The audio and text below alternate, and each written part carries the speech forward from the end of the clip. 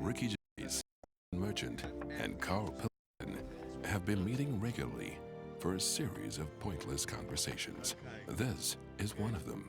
Testing. Is that all right? Hello and welcome to the Ricky Gervais Show with me, Ricky Gervais, Stephen Merchant. Hello. And the little round-headed buffoon that is Carl Pilkington. All right.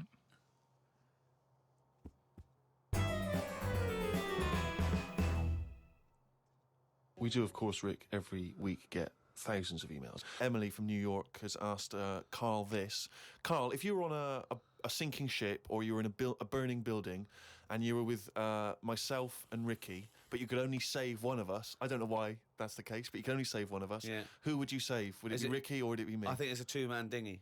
Right, okay. Possibly. And we're trapped, and he knows that if he stays there to get both our legs out from under this thing... the girder. Yeah, he dies. So he's got room, he's got time to save one. It's obviously me. It's hard to say, isn't it, at this point? What, because Steve's in the room, you mean? Well, no, just because we don't know what the situation is. Okay, well, let's say we're on a sinking ship, all right? So you're going to have to rescue one of us, drag us into the dinghy. It's going under. You know, in 30 seconds... Okay, this ship's going to go under and drag you down and you're going to die, right? And our legs are trapped and you've got enough time to untangle one set of legs. Whose legs do you untangle? Now, just because my legs are long does not necessarily mean it's more complicated. No, it's exactly the same amount of time. Just have to make a choice. A terrible choice that Steve would not, hate you for. Well, no, listen. He won't be around for long. He's going to drown in 30 seconds. Forget him. Bear in mind this, Carl. You are going to be stuck in a dinghy with Ricky Gervais, and who knows how long that's going to take. Think of all the head squeezing that's going to be going on, the comments, the wind. And do you honestly think that he's going to, if there's any provisions, that he's going to split them evenly with you? I mean, he's going to have drunk all the water, and there's only going to be about half an hour in. The food's going to be gone. Look at his gut. Look how much, of the food he's going to have to eat, the baked beans that you've got on board. Whereas me, you know how generous I am. I'm always sort of helping you out. Oh, there we go, Carl. I think he's put the nail in his own coffin there. You know how generous I am, Carl. Let's talk about that, Carl. Come on, think about that one. Yeah, I mean, have you forgot about that, Steve? What? The time when we went for a coffee and we had to have a bit of a heated debate about the 50p change. Yeah, you owed me 50p, and you decided you didn't want to give it to me because it was only 50p. And my point was, it's not a question of 50p, it's the fact that it's not your decision to decide not to give it to me. If I wanted to be generous, that's my decision. But you can't go, oh, it's only 50p, Steve. It's my decision who But you just given him a free keg of beer. Yeah. No, but that did not come to you, and you didn't pay for the free keg of beer. It was a promotional thing that was sent to you. It's the same thing as the way I gave Suzanne my leaving present from my last job. A lot of people may not be aware of this if they haven't heard us talking about it before. Yes, but you had a gift from your work as you were leaving after however many years of service, which you then gave straight to your girlfriend without telling her that it had been received from people at work. Doesn't matter. She wanted a camera. It's the same thing as you. You wanted that lager that I got for free. It hasn't cost you anything. It doesn't matter where I got it from. So you now decide, because you've given me a free lager, that you can now say, oh, actually, I'm not, in the future, I'll just take your money, Steve, on a whim. Well, listen, stop arguing like this. You're rocking the dinghy. Carl, have some of my cheese. Imagine he would ever say that. Can you imagine him ever offering you any of his cheese? Are you going to save, Carl, mate? I don't want to say. Well, think about it, and I might do a sort of a for and against or something, and then sort of so the conclusion is okay, all right. Well, I've been waiting for this for a week. It's a regular feature now. When we read from Carl's diary, Carl decided to keep a diary. He's gone through with it. I can see it there. It's massive. It's a huge desk diary that he has to carry around with him, and the pages are getting full up. You're really keeping to this. Yeah. Right, this is extracts from Carl's diary. Did podcast and went for an Italian with Ricky and Steve. Italian place is good. We've been there a few times. I always have the same thing, spaghetti. Can't remember what everyone else had. Last time we went there, Steve had little octopuses with pasta. You could see that they were octopuses. They hadn't been cut up or anything. My rule is that I only eat stuff that looks nice when it's alive. A cow, a chicken, some fish. An octopus is an odd-looking thing alive. Even worse when it's dead and limp. It looks like it just shouldn't have been sat in the spaghetti. Yeah, I agree. I agree with that. Ricky drew another picture of my head. We've given a few of them away as prizes, but he draws so many of them that they won't be worth as much anymore. Everyone will eventually have one. Like those pictures of a boy crying that caused houses to burn down in the 1980s. What does that mean? What are you talking about? It's just some kid. My auntie Nora had one, and it was just like a kid with like a blue jumper on, and it's like a painting, not a photo. Yeah, exactly, yeah. And he's just crying. Like a chocolate box, really awful, sort of sugary. And what happened is they found out that a load of houses were being set on fire or burst into flames, whatever. And the weird thing was, Oh, it's bollocks. every house that burnt down had that photo. Yeah, because every house had that picture in the fucking 70s and 80s. Idiot. It's like, we're linking it to sinks. Every house that's ever burnt down had a sink. You're talking shit again. Carry on. Wednesday. Saw a homeless bloke. I'm surprised that no companies have thought about sponsoring the homeless. Something like a clothing company. Give them some clothes that have an advert on the back. Everyone's a winner. Good idea. Not bad, is it? Got on the tube to Camden.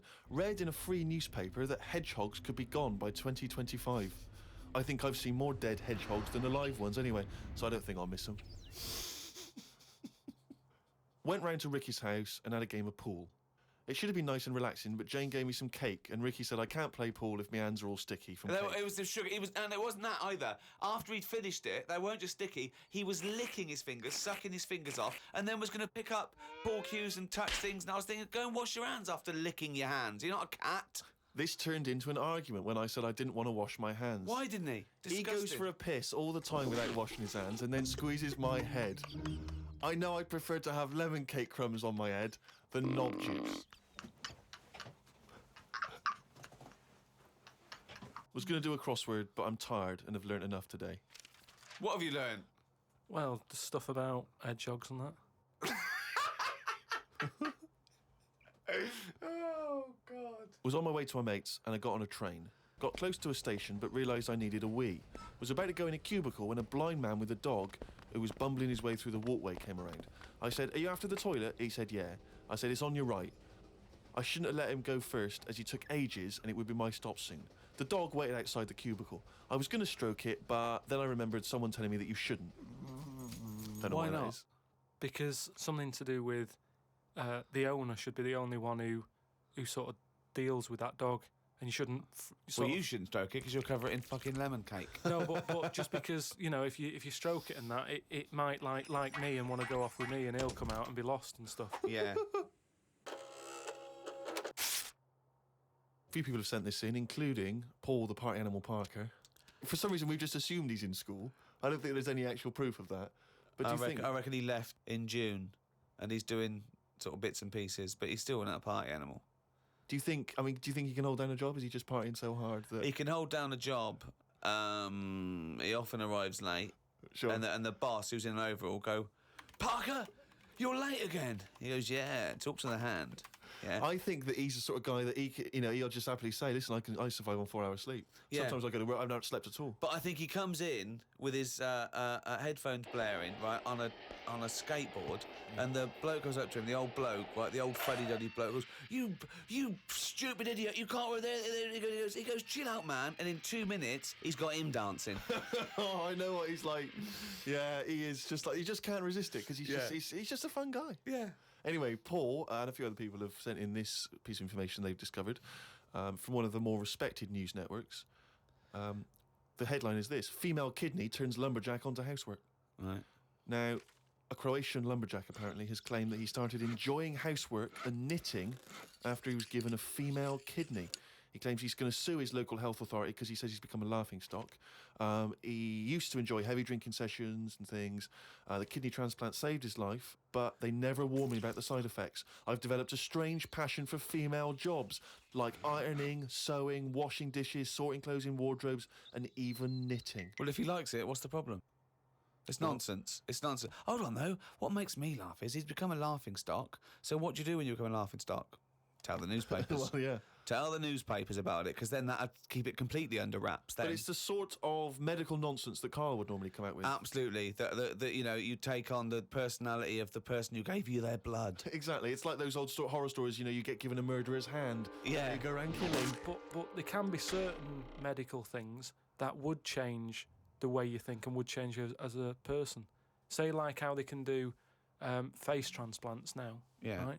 I mean, I don't quite understand how this face transplants work, because do you get a choice of who you have? If you have something done to your face and you go, you know, it's burnt or whatever, or something happens to you and you need a face transplant. Well, if you totally changed your appearance, then you would eventually change because of how people reacted to you. Yeah, but if you gave yourself the head of an elephant, soon you wouldn't be yourself But because I wouldn't have it. I wouldn't have that. That's what I'm saying. If they had a catalogue and they said, here's some faces you can have, pick which one you want. Yeah. Would you be looked upon badly if you go, do you know what? I don't really like the look of any of them. Can I just wait for a better face?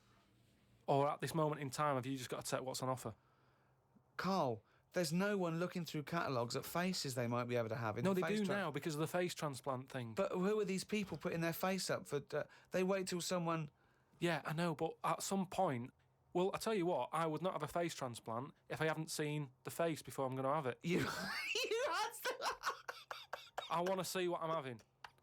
Because I could end up with anything. You mentioned elephant's head. What do you know what I mean? Whose head are they going to use? Is it the latest thing that's died? Oh, well, this got run over before. Yeah, I'll stick this on your head. Where has this come from? Where From are his these mind. people- Where are these faces queuing up to be popped on a skull? Where do you think they have got time to put all these... Maybe this is why it won't catch on. I don't know. This is extraordinary. You've created in your own head the existence of this pamphlet, and now you're defending it, even though we don't know it even And exists. you're this skull on a hospital bed going, I'm not having that. I don't like the look of him. He looks a bit shifty. Oh, I don't like that. Oh, no. Can I ask this now? Let's say we passed away sadly in something terribly tragic. The nation's mourned. You know, it's terrible. It's like one of the great national disasters. But you, at the same time, you survived the accident, okay, but your face is hideously disfigured. You can take either Ricky's face or mine to have. I'm surprised you're asking this, though, Steve. I mean, it's just, it doesn't seem like any of them is like a great option. Oh, thanks. And this is what I'm saying about the catalogue.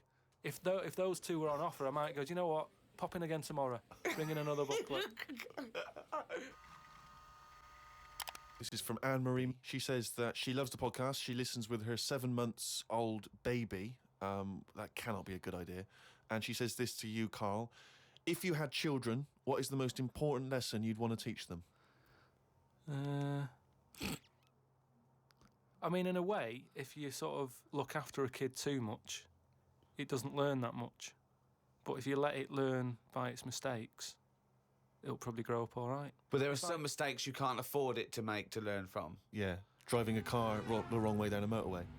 Testing if the fire really is hot. No, but say like the time... Does broken glass really taste horrible? These are lessons you don't want it to learn from Yeah, mistakes. you can tell them that. Yeah, but what exactly. I mean is there's certain things that... I just think there was a kid who grew up in our avenue, right, on the estate, who, when it was born, right, we kind of thought it's got no chance, this kid, because its man was a bit of a rumman.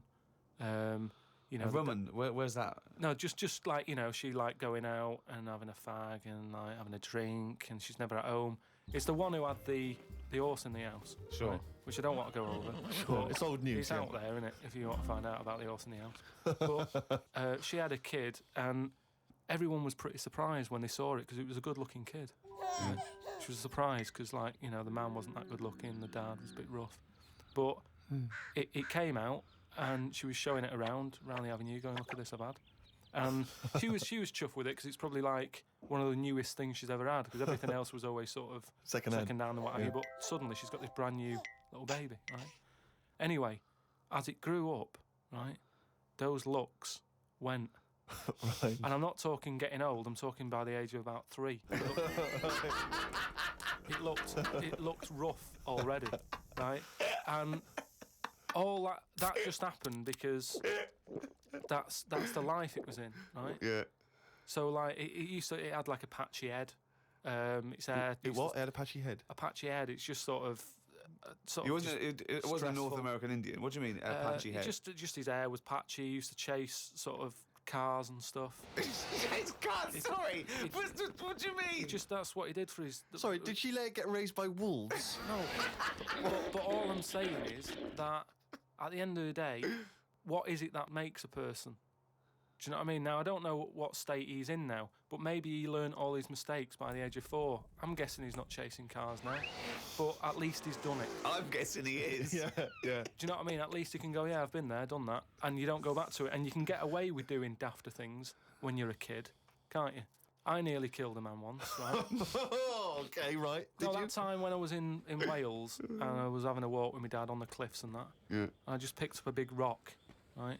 Chucked it off the edge, and as I chucked it off the edge, I noticed a fella was walking down below, Jeez. and I missed his head by like inches. Now, I've never chucked a rock off a bridge or like off a cliff or anything. And it only took one man to almost lose his life for you to learn that lesson. Yeah, but that's how you learn your lessons, Yeah. isn't it? See, a lot of people would have said that maybe your dad should have said, "Wait, Carl, what are you doing?" No, but he didn't know I was doing it. I didn't say I'm going to chuck this off here. I just picked it up and chucked it. And like, as I let go of it, I noticed a fella was down there. You live and you learn. That's a little mantra. Right? All right.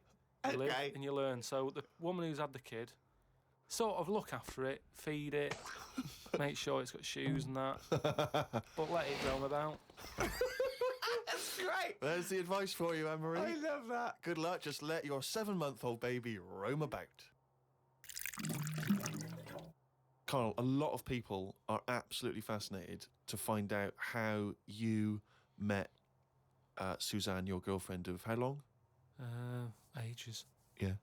And they can't comprehend how, well, I suppose that there's any woman out there. Well, there's someone Who for would- everyone, isn't there? yeah. That's always my thing. And it's reassuring, I think. You know, we chatted about the face transplants and that. You know, there's a face for everyone. Philosophy, isn't it? Yeah. I mean, it's really unbelievable. No, there is someone for everyone, no matter what Yeah. condition you're in or whatever. Yeah. Because I read on the email, someone emailed in an old Chinese proverb.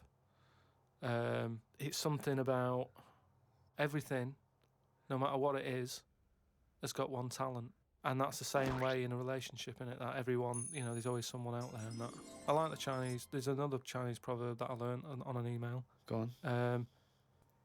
He who cuts the wood up warms himself twice. Yeah, that's good. That's good.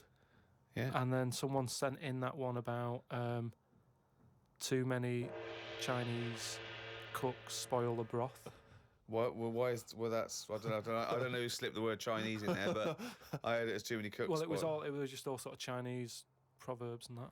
One of my favourite on the same subject is a camel is a horse designed by committee. What do you mean? Well, it's having a go at the camel, and it shouldn't. But it's just, it's just a metaphor. And if you wanted to design a horse and you had that vision, but you let 12 people in the room have their say, it wouldn't come out as you wanted it to do, and it wouldn't be as good. A vision is more perfect than committee, because everyone having their say, it becomes anodyne, it becomes compromised. Whereas the best things you can do is have an idea and have a vision and auteur that. Rick, can I just say now, I can tell from his look that he's thinking, which committee designed the camel? Well, I'd say, why would you request the ump bit? Because that's just going to get in the way, isn't it? I've always said that about a lot of animals. It's like we've doubled up on a lot of them. We've chatted about elephants and mammoths, one or the other. And that's the same with a camel. I'd have that up there as what they're doing. They were good years ago in the Jesus times and that. Don't need them now. You know what I mean? We've moved on. Well, not people who use camels to cross deserts. What other? Bedouin communities. I'm going to throw some animals at you, and you tell how you'd have improved them if you'd have been designing them. Okay? The octopus. So I can now go back. I can look at them and go, what are they doing? And where have they gone wrong? What's up with it? How could you improve it? Like the camel, you'd go lose the amp. I'd probably give it a bit more of a body. Cut down on the arms. And give it some bones, because I don't understand all this. It getting in a jar is good. When does it want to get in a jar? It says... Well, it only wants to get in a jar according to your stories. No, but there's something that says it can get in a jar because it hasn't got any bones, but I don't know why it'd want to do that in the first place. Easy. I can't even begin to answer that. Once again, you've claimed that you've read that they like to get in jars. I mean, how do they know that octopus like to get in jars? Oh, God, I love it. You can improve on an octopus. Millions and millions of years of evolution, making it perfect for its surroundings. Okay, another animal for you then, Carl. Giraffe? What are they adding to the world? What are they doing? Well, it's not about what they add to the world, No, but is I thought that's what everything's about. It's about things are here for a reason. The reason they're here is because they didn't die. That's it. No, but there seem to be a lot of animals that are like... Do you think there's a lot of cheating? Is that what you're saying? There's I'm a just lot saying of there just doubling seems up. to be a lot of doubling up. Yeah, so And- you get it down to like 8 animals that represented all of them. So Oh, okay, who would get in your team? You can choose No, well, 8 animals. this is what I'm saying. If I was Noah, I would have gone like, hang on a minute. I've just seen something that looks a bit like this. Let it drown and have a clear out. But he didn't. He was messing about saving everything. He was instructed by God to save everything, to be fair to him. Yeah, but if he's been given that job, for me, he's sort of manager of that job. With management. So you believe With Noah as management. well. You Well- believe Noah happened as well, and he built a boat big enough to catch 2 of every species. You actually believe that as fact, do you? Well, it's out there in book form. And Brilliant. All right, We haven't answered the question that we started with. How did you meet Suzanne? just at work. Thanks. Oh, chimpanzee, that monkey, you! There was this airline, and was having a lot of problems, and a lot What, of the pilot's too tall? Yeah, the cabin was so tiny. Only bananas were allowed in the cockpit for fuel. Anyway, there was a lot of strikes going on, right? Sure. Because I don't know what it was about. It was over money or whatever. Yes. And Well, get something that doesn't need money. yeah, but Well, But what else could you pay something in, well, Rick? I mean, peanuts. everyone was... So- okay, peanuts or fruit, yeah. so anyway, the boss of the airline, he had like one pilot who he could trust, right? And that was his son. Right. But the problem is with a lot of these planes, you need 2 pilots. Of course you do. And he's like, if only I had 2 sons, but he didn't. There's no point harping on about it. Right? Sure.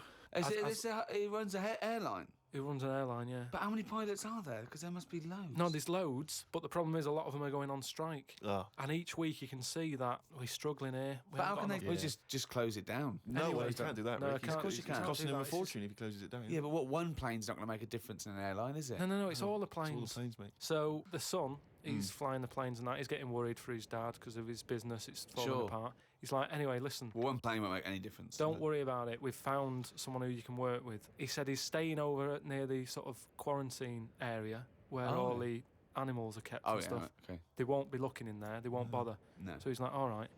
But he'll there's no see you- animal that could be a co-pilot, that's why. I'll see you. He'll meet up with you in the cockpit. I'm like, He'll meet up in the cockpit, yeah, sure. So anyway, he gets in there, he meets them. At first, a little bit of a shock who he's going to be working with, but Why? he's thinking, as long as I can keep my dad's business alive, I can Not with keep one a job. plane. Everyone's happy. Then one day, what happens is a little bit of a problem.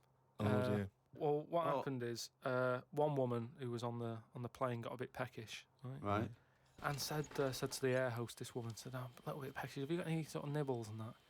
She went, "No, I got a sandwich." She said, "I don't really want a sandwich. You want something, like the usual stuff that planes give out, just like a bag of nuts or something." bag of What, nuts, are they not giving those out yet? So no, they don't give it for some reason. She was like, "Look, we've stopped giving out the nuts. We can get you That's a sandwich." strange, And the woman's yeah. like, "I don't want a sandwich. I Yeah. just want some nuts." Do Yeah, you know what I mean? yeah, A sandwich is quite a big meal and whatever. I just want some nibbles, want some nuts. Well, that's not available. So I Done. can't- End can't- of story. can't get- So she said, "Well, you're saying there aren't any nuts." She Yeah. said, "But earlier I saw you put a tray outside the cockpit, right? It had a sandwich on it, 2 Cokes and 2 bags of nuts." Right. She said, "So you're saying there aren't any, but the pilot's getting Well, them." aren't they now? That was the last 2 packets. Done. No. So Let's go home.